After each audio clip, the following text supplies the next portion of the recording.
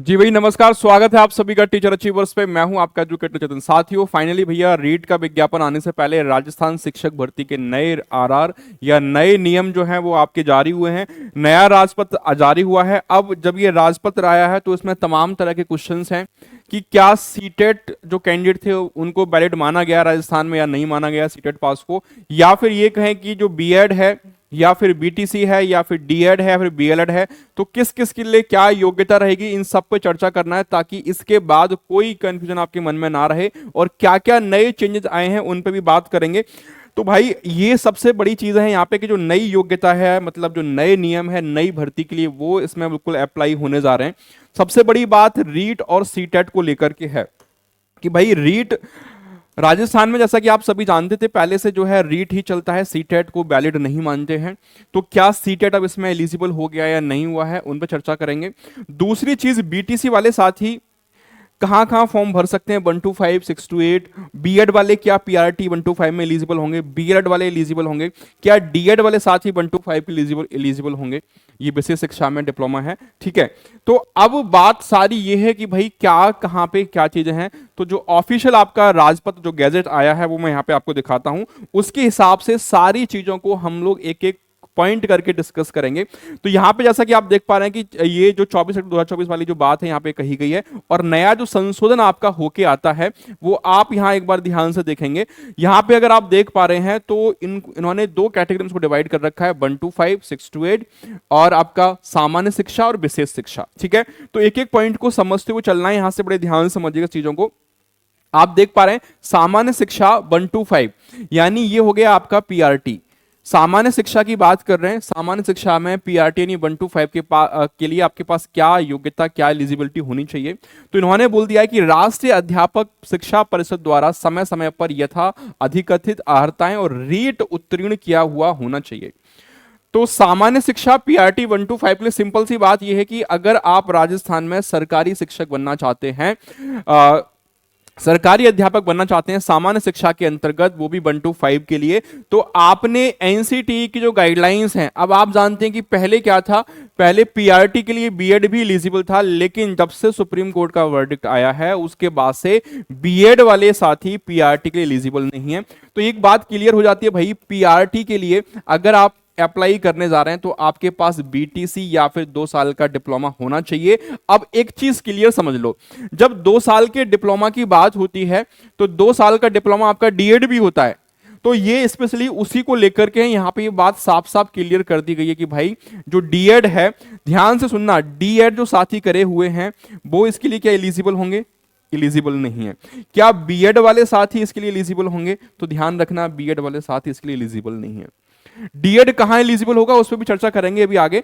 क्या CTET valid है यहां पे, या जो साथी सीटेट पास करे हुए हैं क्या वो एलिजिबल हैं, नहीं। साफ साफ लिखा है यहां पे सीटेट भी नहीं चलेगा मेरे भाई, रीट आपका क्वालिफाई होना बहुत जरूरी है, रीट परीक्षा उत्तीर्ण की हुई होनी चाहिए। तो पीआरटी सामान्य शिक्षा 1 to 5 के लिए आई थिंक आपके सारे डाउट्स अभी क्लियर हो गए। तो बीएड नहीं चलेगा, बीटीसी या फिर डीएलएड आपका चलेगा, ये चीज ध्यान रखेंगे। उसके बाद अगर आप यहां पे आप देख पा रहे हैं तो भाई ये है आपका स्तर 2 जो आता है आपका 6 to 8 के लिए।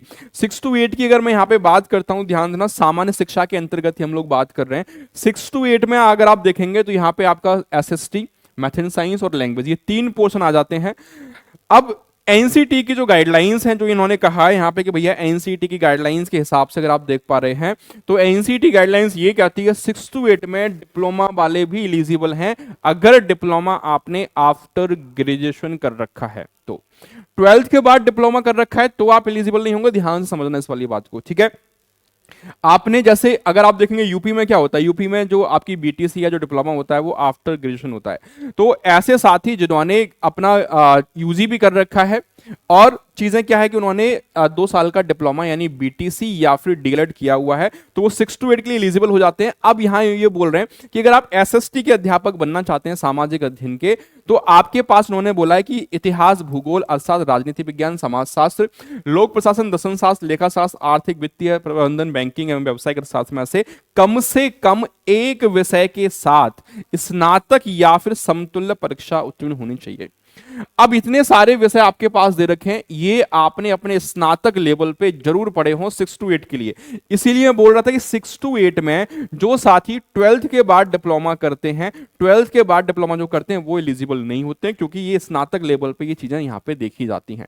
ठीक है, बात हो गई क्लियर। अगर आप जो है विज्ञान और गणित के लिए अध्यापक बनना चाहते हैं तो क्या क्या होना चाहिए आपके पास? रसायन विज्ञान, भौतिक विज्ञान, वनस्पति विज्ञान, जीव विज्ञान, सूक्ष्म जीव विज्ञान, ठीक है, जैव प्रौद्योगिकी, जैव रसायन विज्ञान और गणित में से कम एक विषय आपने स्नातक लेवल पे पढ़ा हो। यानी इसमें से भी कोई ना कोई एक आपने जो है वो स्नातक में पढ़ा हुआ होना चाहिए। उसके बाद 6 to 8 में फिर बात आती है लैंग्वेज की, भाषा शिक्षक की, भाषा अध्यापक की। तो भाषा अध्यापक के लिए भी अगर आप देख पाएंगे यहाँ पे, तो ये बोल रहे हैं कि वैकल्पिक विषय के रूप में तत्संबंधी भाषा, जिस भी लैंग्वेज के लिए आप अप्लाई करने जा रहे हैं वो भाषा आपने स्नातक या फिर समतुल्य परीक्षा को उत्तीर्ण किया हुआ होना चाहिए। अभ्यर्थी जो प्रारंभिक शिक्षा बीएलएड या फिर बीए बीएड, जैसा कि आपको मालूम है ये जो बीएलएड था ये भी आपका 4 साल का प्रोग्राम है, और जो इंटीग्रेटेड होता है बीए बीएड, ठीक है, यहां देखो ध्यान सुनना, बीएलएड या फिर बीए बीएड या फिर बीएससी बीएड स्नातक हों, अर्थात 4 वर्षीय समेकित पाठ्यक्रम की अहर्ता रखने वाले हों। तो ये बात साफ साफ क्लियर है कि भैया जो बीएलएड वाले साथी हैं हमारे, ठीक है, जिन्होंने भी बीएलएड कर रखा है वो इसके लिए पूरी तरीके से क्या है, एलिजिबल हैं। बीएलएड वाले साथी इसके लिए 100% एलिजिबल हैं, तो ध्यान रखना, कोई दिक्कत वाली बात है नहीं यहाँ पे। ठीक है, उसके बाद साथ ही साथ रीट परीक्षा उत्तीर्ण किया हुआ होना चाहिए, और रीट आपका 6 to 8 वाला चाहिएगा, ये वाली बात भी ध्यान रख लेना। ठीक है, 6 to 8 वाला रीट जो है आपने वो क्वालिफाई कर रखा हो, इतनी बात हो गई है क्लियर। यहां तक कोई डाउट अगर आपके मन में आता हो कमेंट करके आप लोग पूछ सकते हैं। उसके बाद फिर अगर आप देख पा रहे हैं तो ये है विशेष शिक्षा वाला। ठीक है, विशेष शिक्षा की अगर मैं बात करूं तो विशेष शिक्षा में आप देख पा रहे हैं स्तर 1 यानी कि 1 to 5, जिसको आप बोल सकते हैं पीआरटी। अभी तक देखो यही मुद्दा चल रहा था कि ये बात भी पता थी कि भैया जो डीएड वाले साथी हैं जो विशेष शिक्षा में डिप्लोमा किए हुए हैं उनके लिए अलग से ना विशेष अध्यापक की भर्तियां अलग से आती हैं। तो विशेष शिक्षा मानसिक मंदता एमआर, विशेष शिक्षा श्रवण बाधित एचआई या फिर विशेष शिक्षा दृष्टिबाधित यानी बीआई, तो ये 3 तरह की कैटेगरी हैं। अब इसके लिए ये उन्होंने बोल दिया कि राष्ट्रीय अध्यापक शिक्षा परिषद द्वारा समय समय पर यथार्थ अर्हताएं और रीट उत्तीर्ण किया हुआ होना चाहिए। इसका मतलब क्लियर है कि डीएड वाले जो साथी हैं वो सामान्य शिक्षा के लिए एलिजिबल नहीं है, वो विशेष शिक्षा के लिए एलिजिबल हैं, और साथ ही साथ रीट पास करना बहुत जरूरी है। सीटेट कहीं पे भी यहां पे एलिजिबल उन्होंने नहीं मांगा है। ठीक है, यहां लिखा है साफ साफ, अगर आप देख पा रहे होंगे कि ये बोल रहे हैं कि पुनर्वास परिषद जो आरसीआई है, देखो मेरे भाई ये साफ साफ यहां पे मेंशन किया गया है कि ये लाइन आप ध्यान से पढ़ेंगे कि पुनर्वास परिषद द्वारा मान्यता प्राप्त विशेष शिक्षा में 2 वर्ष का डिप्लोमा।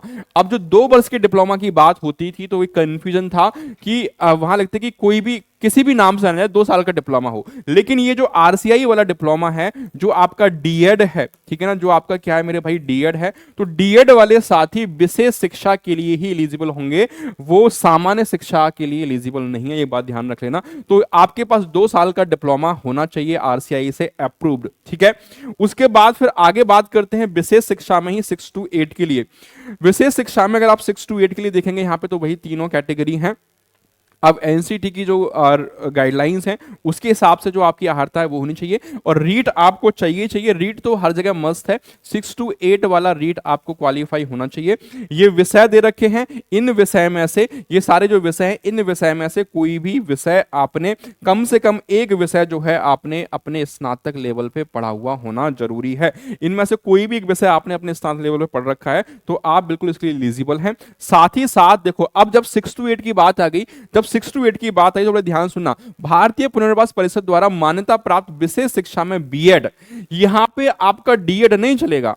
यहां विशेष शिक्षा में अगर आप 6 to 8 के अध्यापक बनना चाहते हैं तो आपके पास विशेष शिक्षा में बीएड किया हुआ होना चाहिए, जो कि तत्संबंधी पद में वर्णित बिंदु दिव्यांगता प्रवर्ग में उत्तीर्ण करना जो है मतलब आवश्यक है, और भारतीय पुनर्वास परिषद द्वारा जारी किया गया स्थायी रजिस्ट्रेशन प्रमाण पत्र होना भी बहुत जरूरी है, दोनों के लिए, लेवल 1 लेवल 2 के लिए भी। तो लेवल 2 के लिए आपका डीएड एलिजिबल नहीं, लेवल 2 के लिए आपका बीएड एलिजिबल है। आई होप कि सारी बातों को आप समझ पा रहे हैं, एक एक पॉइंट में आपको यहां पे समझाया चीजों को, और वही लिस्ट जो है आपकी अनुसूची यहां दे रखी है। ये पूरी पीडीएफ आपको टीचर अचीवर्स के टेलीग्राम पे मिल जाएगी।